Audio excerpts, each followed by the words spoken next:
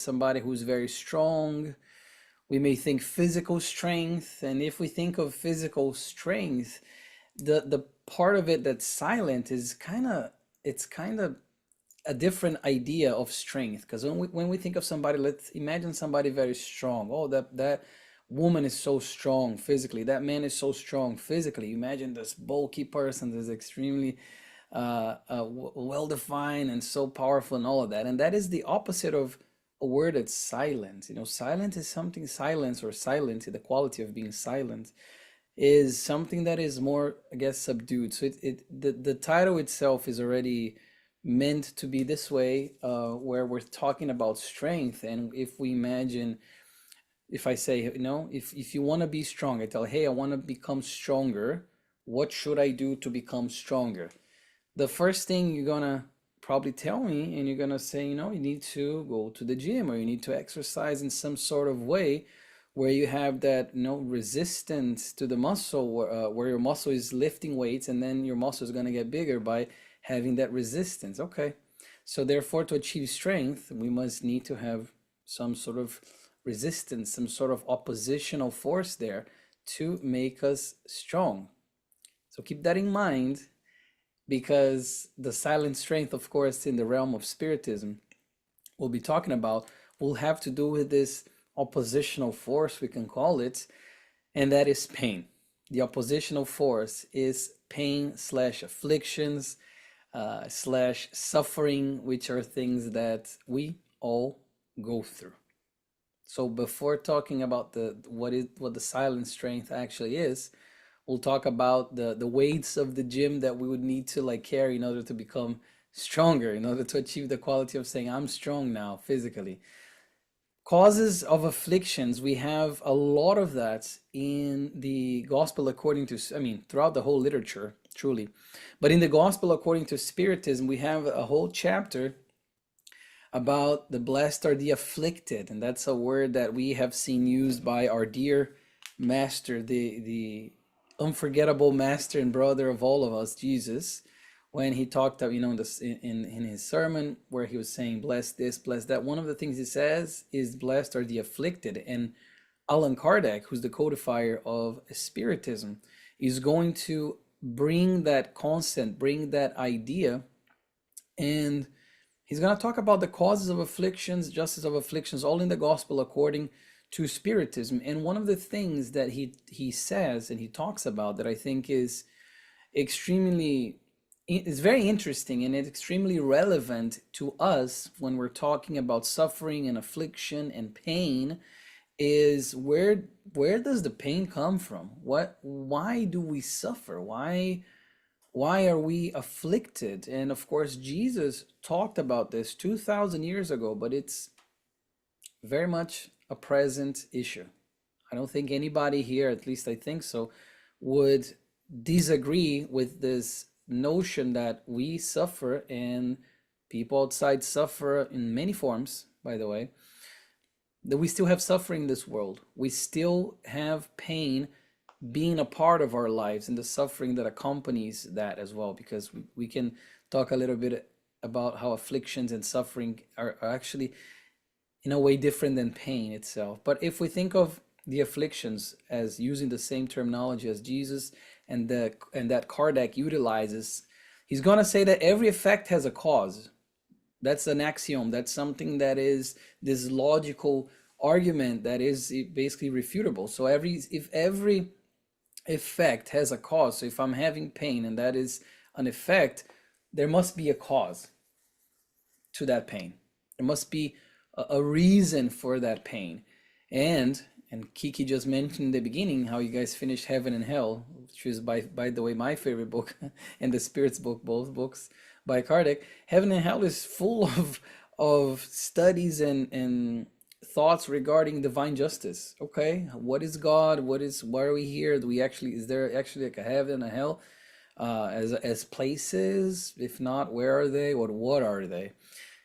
And it's so interesting because in that same book, in Heaven and Hell, which is a book, from 1865, August 1st, which is my birthday. That's why I know it's August 1st, 1865. The book was published. And so it's almost 200 years now. We have 160 years of this book being published. And these things are still very much so relevant nowadays, where Kardec is going to talk about divine justice. And if we think of pain, if we think of suffering as being the effect, there must be a cause. And if there is a cause to that, or for that, then what is the cause? If is that a God thing?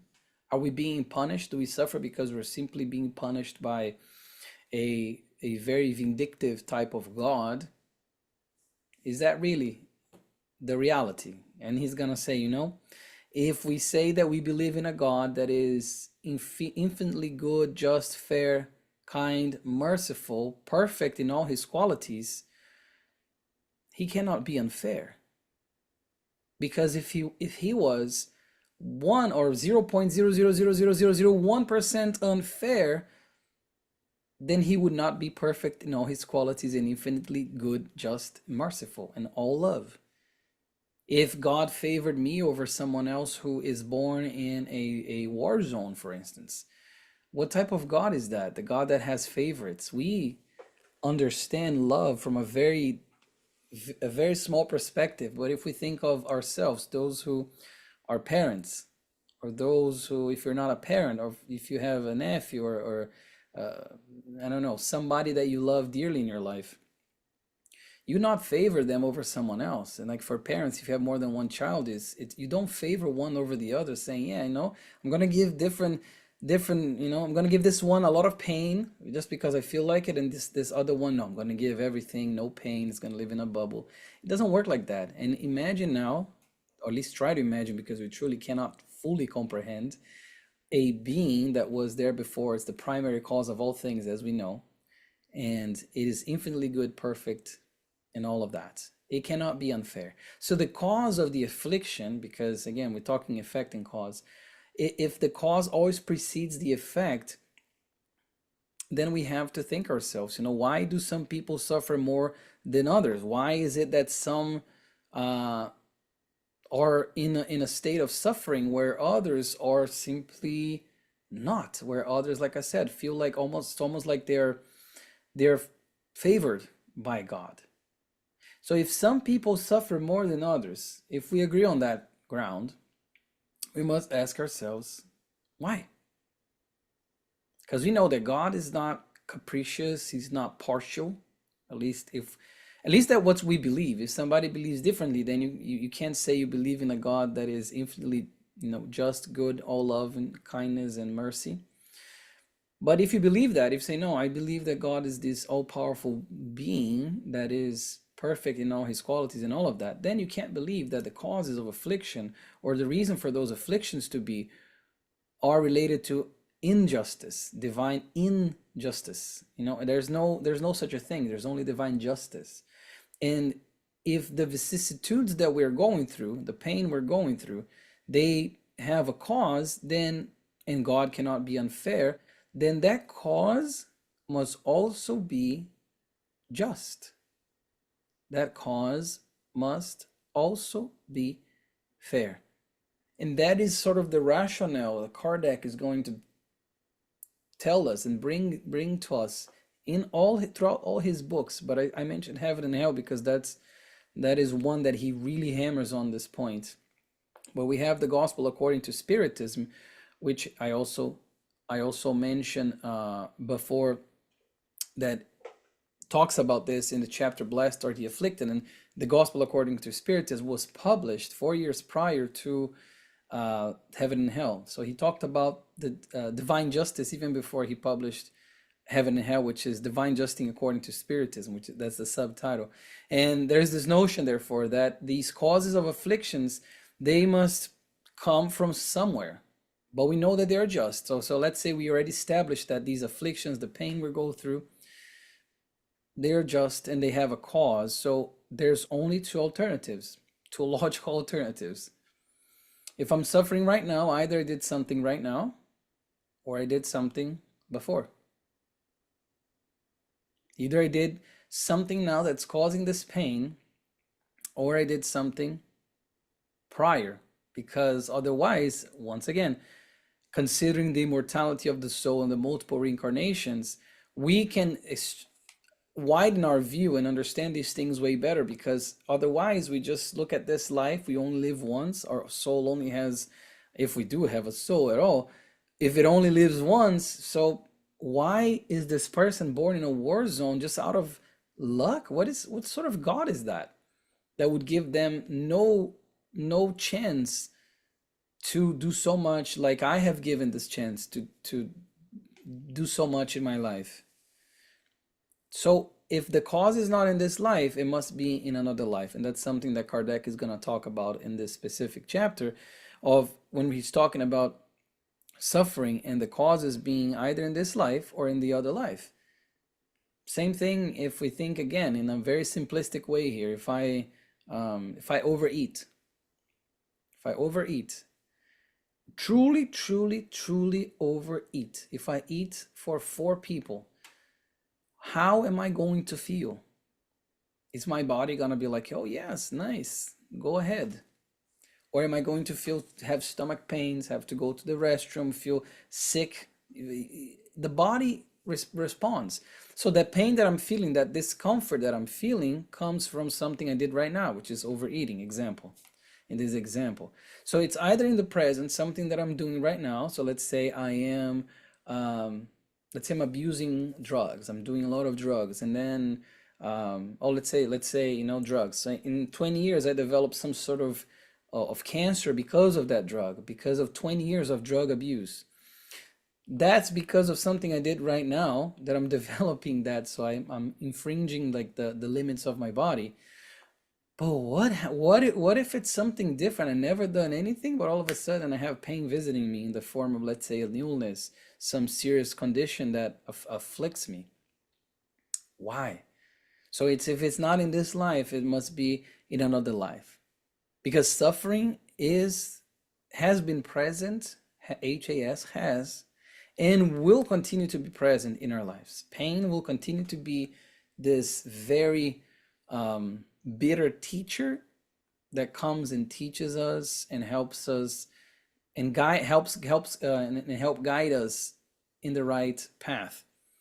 Emmanuel, in the book the spirit mentor of Chico Xavier, as it was said before, mentioned in here, the book Living Spring has a few messages about suffering. And message, for instance, I brought here in message 61.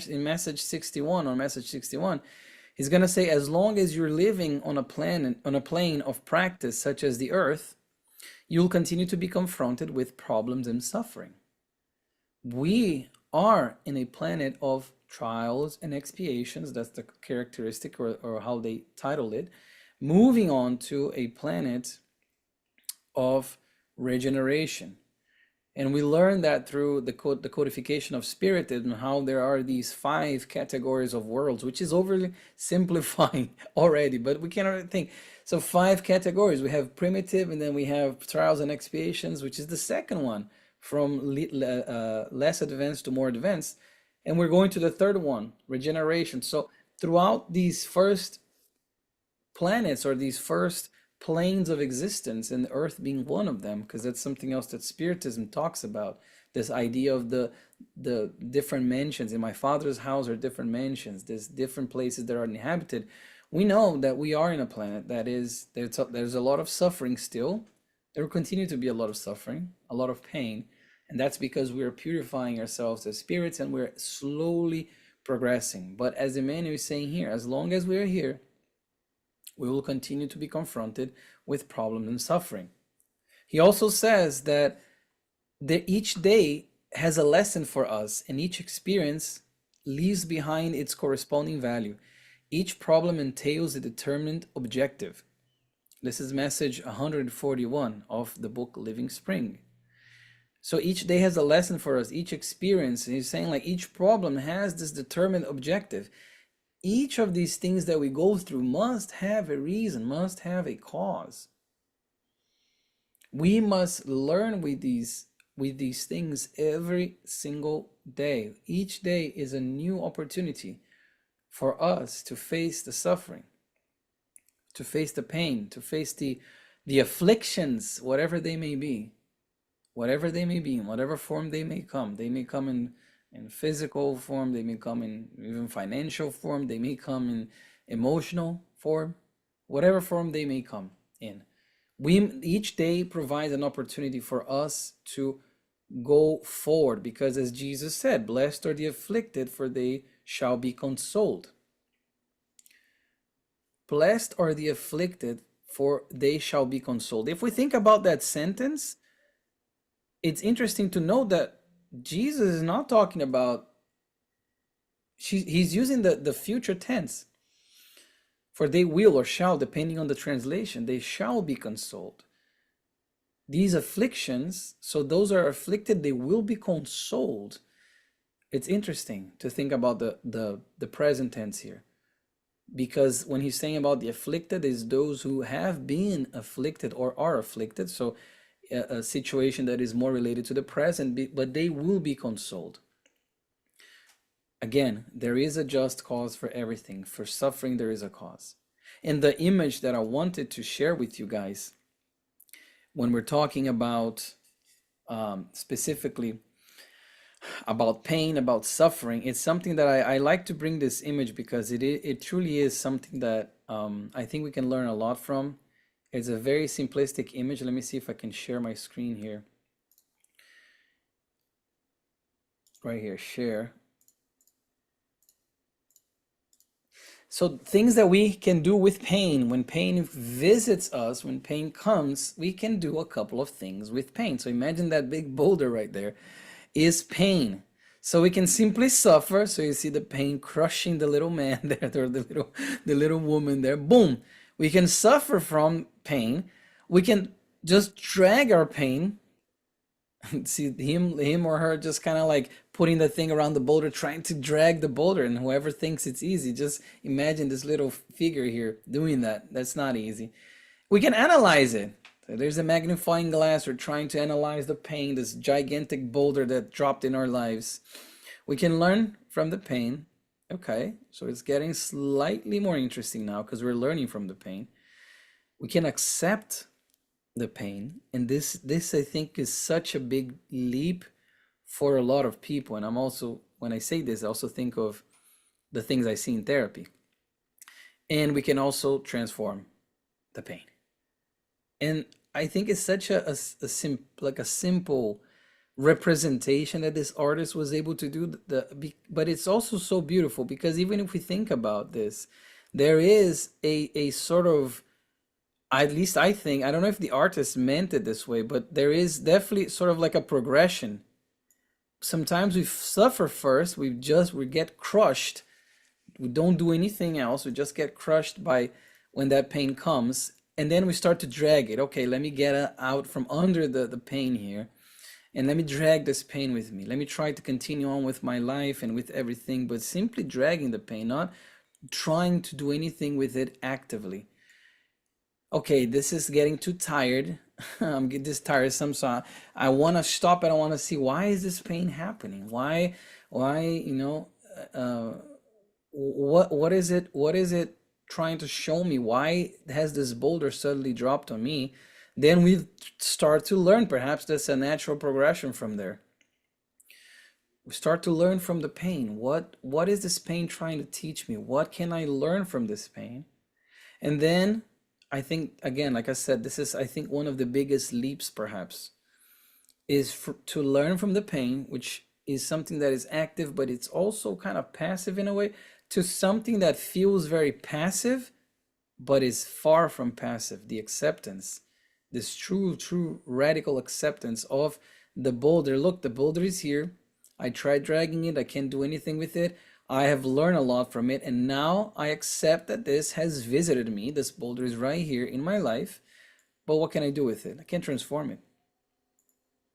And it becomes this beautiful heart of stone there, where we transform our pain. Again, I know it's very simple, but it's something that I think it shows us so much about the things that we can do with pain. And I think each one of us perhaps can, when looking at that, we can, I dare say, we can most likely identify a couple of things that or a couple of pains and sufferings that we have undergone, the afflictions, and that we sort of did the same thing that we see that little person doing. It's just suffer from it, drag it. Sometimes we try to analyze it, sometimes we don't even want to look at it. But the whole process in the end is becoming this transformation of pain and suffering. So suffering, therefore, and this is from Joanna de Angelis, and I love this passage that she talks about. I'm going to read to you this book, Plenitude, the book psychographed by Divaldo. She's going to say suffering is a path to spiritual redemption. Remember we talked about cause and effect? In the face of the incomplete moral development of the individual. A personal choice, it is a script devoid of any punitive action, educating or re-educating, so educating or educating again, if the lesson was not learned at first, through the same mechanisms, because there is justice, thanks to which there was compromise, deviation from the route, disrespect for the laws of life. Its presence prevails while depuration is necessary. So Joanna is saying that the presence of pain, of suffering, of this affliction is going to prevail while depuration of the spirit is still something that is necessary to us. That's it. The mechanisms that she's talking about are the things that we talk about, trials and expiations, these mechanisms that are very fair mechanisms that we suffer because of something that we did, or because there's something we want to achieve, or something that we want to do. And in the book, The Gospel According to Spiritism, again by Allan Kardec, there's this message, this beautiful message that says that pain is a blessing sent by God to all his elected. Yes, you did hear me right. Pain is a blessing sent by God to all his elected. And at first the sentence sounds so paradoxical. Like, no, there's a word missing there. Maybe they meant pain is not a blessing. No, pain is a blessing. And then the Spirit is going to continue by saying, so when you suffer, do not allow yourself to become afflicted. Rather bless the Omnipotent who, through the pain of this world, has chosen you to receive glory in heaven. Through the pain of this world has chosen you to receive glory in heaven. That's the blessing. It's the blessing of the new opportunity. It's the blessing of the chance to redeem our mistakes, because we have all made mistakes, either in this life or in past lives. Otherwise, we would not be here. We would be in a divine planet or a happy planet. We're not. So we're here. That means we have a long list of things that we've done that were far from the good things. But by the pain, by the suffering, by the trials, by the tribulations, by the expiations, by all of these barriers that come to us and that sometimes we rebel against, this is when the Spirit here is saying that is a blessing. And it's a blessing because it's after we undergo that, after we get past that, we learn and we truly are able to live with that affliction, but accept it and all of those things.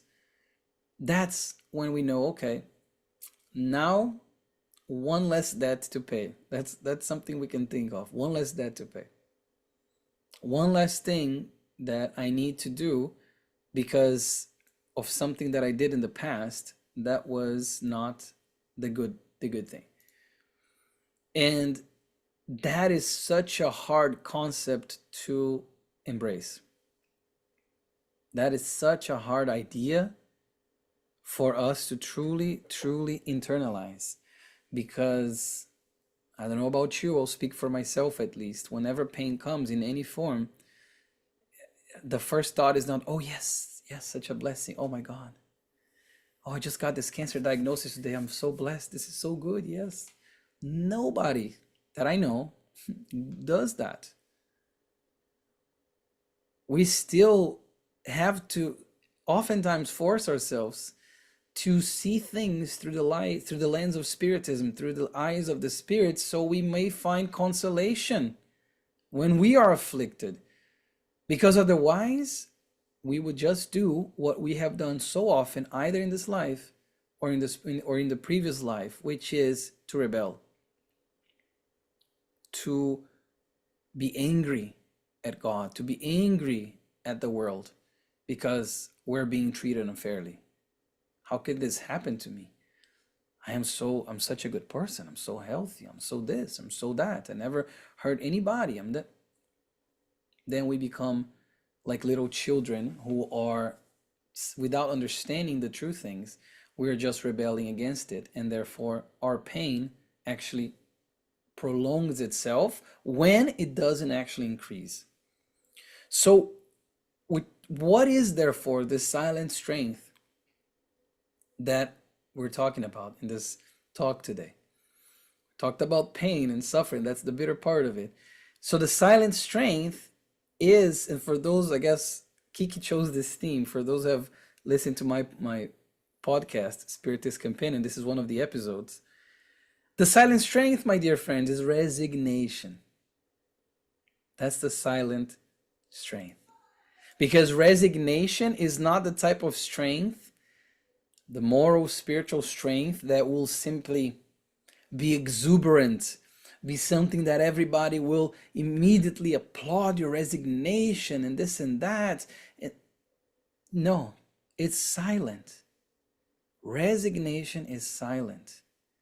Joanna DeAngelis in the book Happy Life, she's gonna say that pain, when you endure, when you employ resignation in the face of pain, that suffering gets by quicker. Same thing with silence, she says.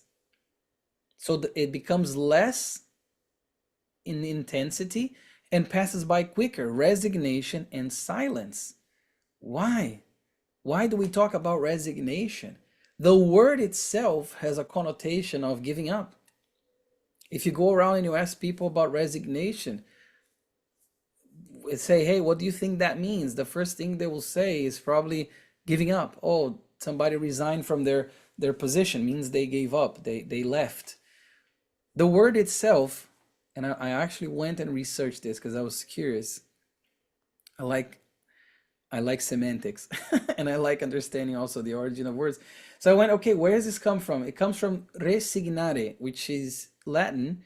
Resignare is when you're putting your signature. Re is when you remove that. So resignation is actually removing or nullifying your signature, which is canceling in a way, which is this removal. But the idea of resignation that we hear in Spiritism is much, much different than that. Resignation is the silent strength because it doesn't make noise. It doesn't call for applause. It doesn't make noise.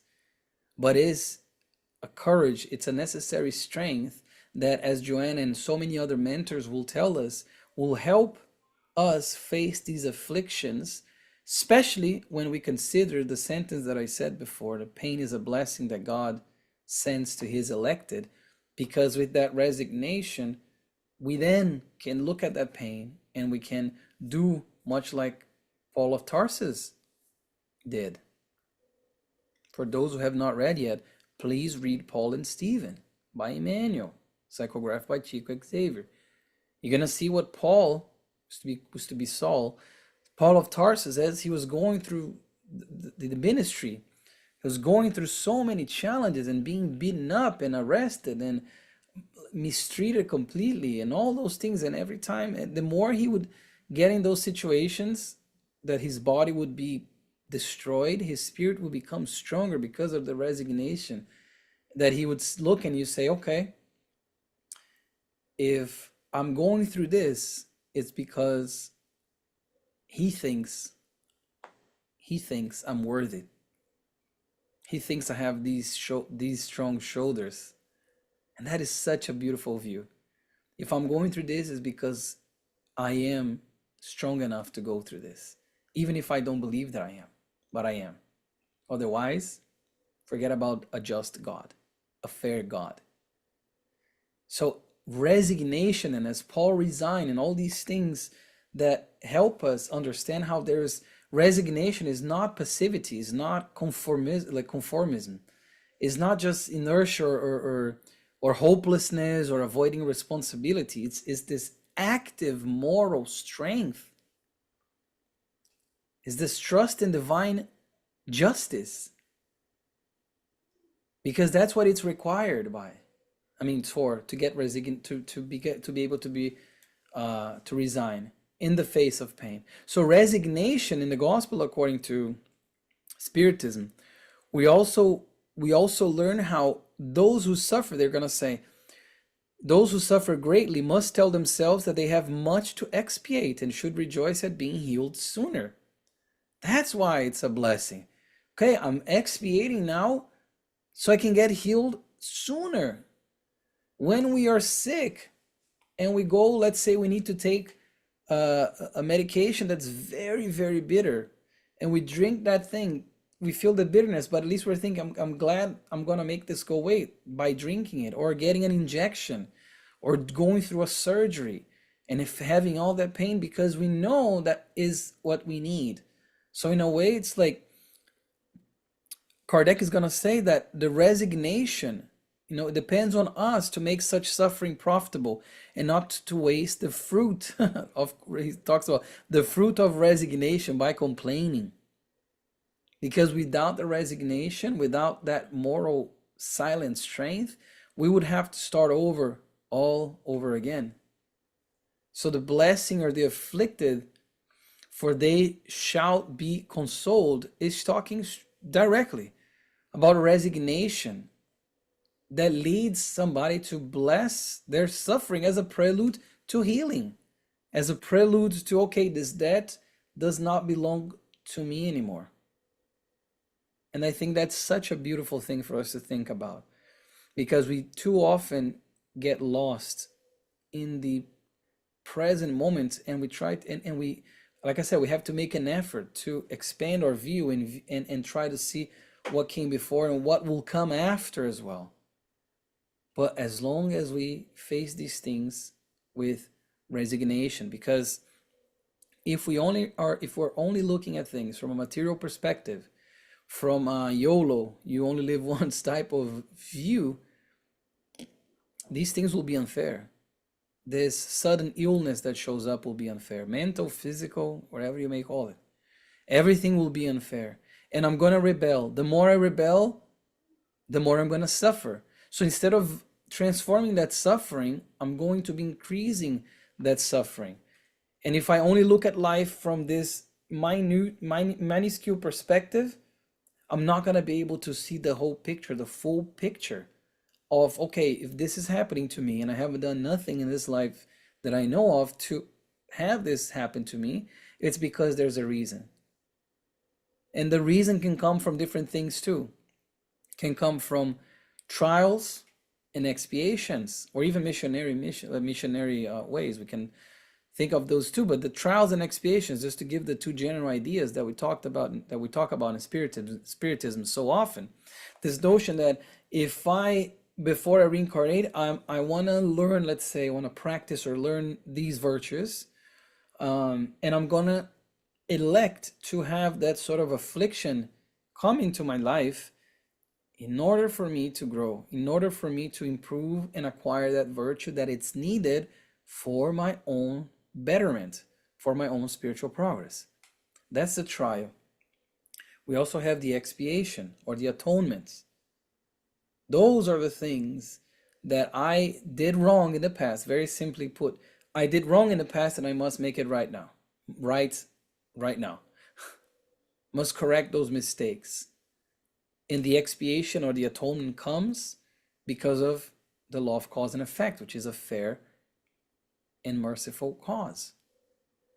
So if I'm expiating something right now, thank God I'm expiating something right now, because it means I'm ready.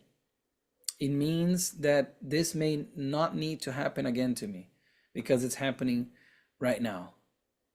And that's the key to resignation. The Spirit, um, Lacordaire, in the book The Gospel According to Spiritism, the same chapter, he's gonna say something that's beautiful. He says the burden is proportional to the strength, just as the reward will be proportional to the resignation and courage. So the burden is proportional to the strength, just as the reward will be proportional to the resignation and the courage. The reward will be greater than the affliction is painful. However, one must merit that reward, and that is why life is full of tribulations. We must be able to understand that these things happen to us, have the resignation to, first of all, accept that they're happening to us. We can't just turn a blind eye on these things and just try to move on. But we must do the best that we can. When we have missionary trials, for instance, these are opportunities that the Spirit receives to serve as well, to continue to work on some of the virtues. But the trial, let's call the proving trials, or and then we have the proving and the atonement trials or expiatory trials. These are things that we must go through in order to correct a mistake, to correct a wrong, or because we need to work on certain qualities. Let's say benevolence, let's say patience. So I may come with an affliction that will for sure keep requesting of me that I become a patient person, which I'm not. And that's okay. It's one of the hardest virtues, they say.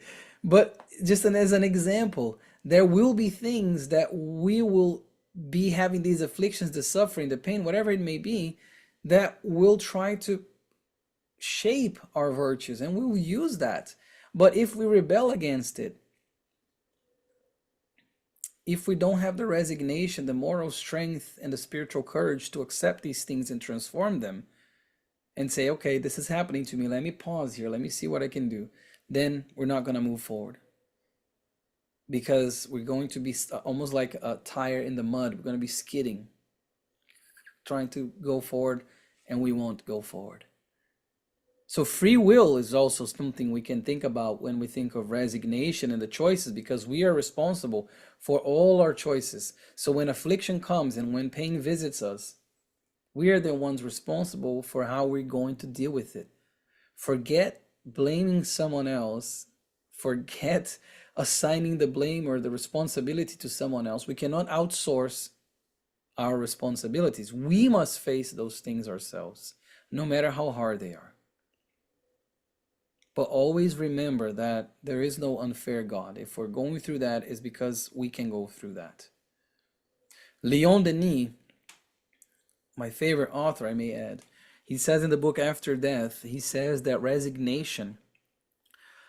No, sorry. So when there's a whole chapter 50, yes, chapter 50 in that book is about resignation in face of adversities. Sorry.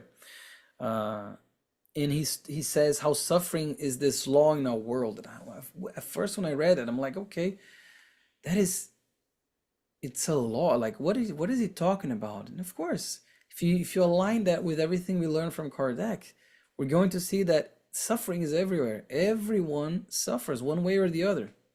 If I'm not suffering for something something that is very dire right now, perhaps I have suffered in another past life, and I have risen against it or above it. Sorry, I've risen above it. So who knows? But the thing is, if suffering will come in many forms, and it's part of our world.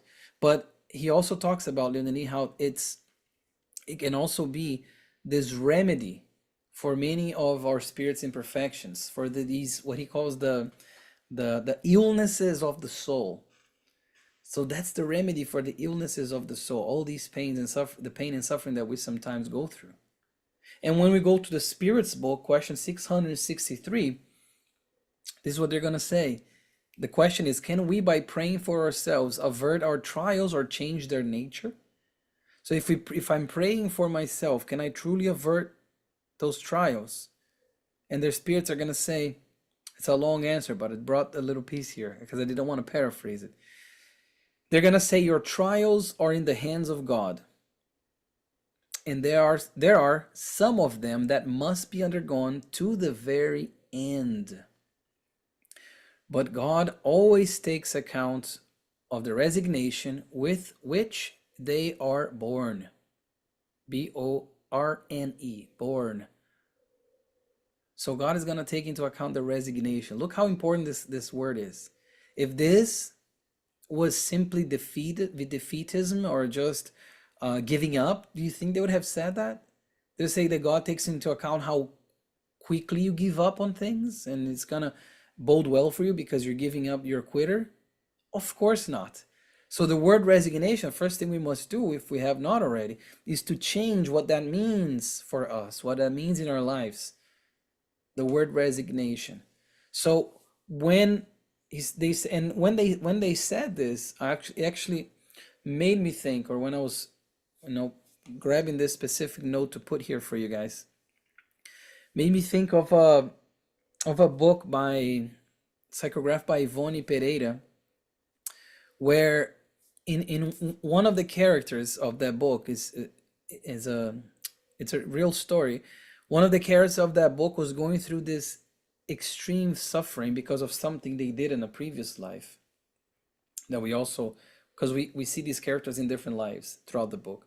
So something they did in a previous life, and then they go through this immense expiation, this immense suffering in this, let's call it the second life that we know of in the book.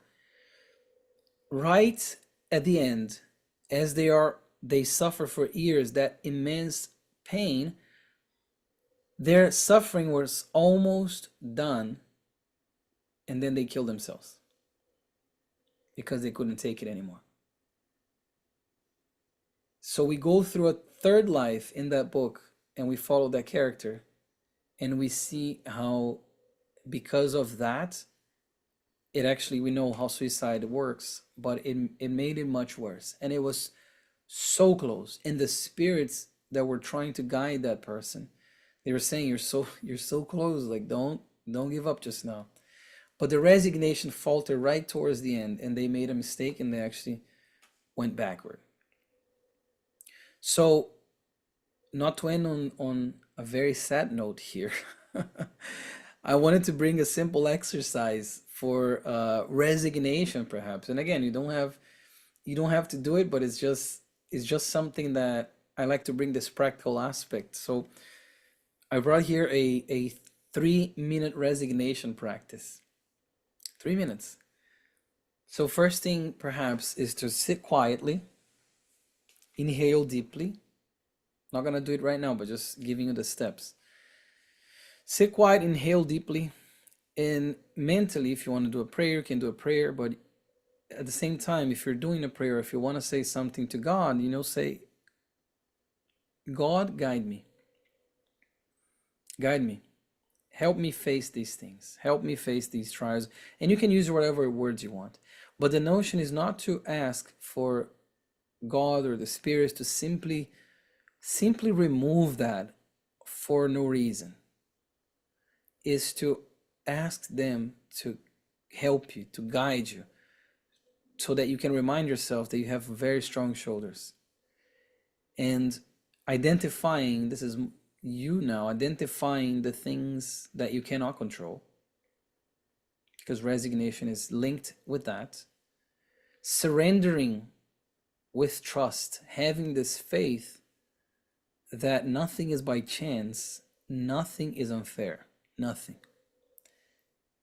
And acting only what is yours to do. So trying to make a change on the things that you can actually make a change. And that's why the other word that is paired with resignation, that I think is so hard for people to truly grasp in spiritism or outside, I see this in my practice as well, my clinical practice, is the word acceptance. We think of acceptance as this passivity. Oh yeah, whatever, I'm just gonna accept and do nothing. So the acceptance here is also related to resignation, in the sense that there's so many things I cannot control, so I'm going to focus on the ones I can control, and I'm going to change that. And in the end, to close our time here together, I wanted to say the simple sentence that Jesus said at the Gethsemane in his prayer, when this in Matthew 26, let thy will be done. Let thy will be done, when he was talking to God. Because a lot of the times we think we know what's best for us. We don't know what's best for us, truly. But God knows what's best for us. So let his will, or if you're talking to God, let your will be done, not mine, but your will be done. If we're able to practice that, if we're able to internalize it truly, understanding all these things that I talked about here, we're going to be one step closer to the resignation of a Paul of Tarsus, for instance. We're going to be one step closer to the resignation of our dear Master when all of those things were against him, when he was crucified unjustly.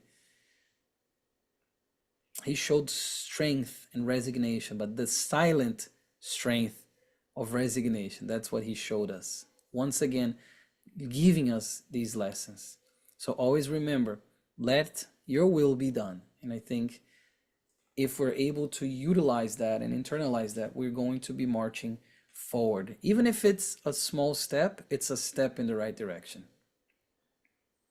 And that's what I wanted to bring to you guys today, respecting also that the time that we have for these talks. So thank you so much.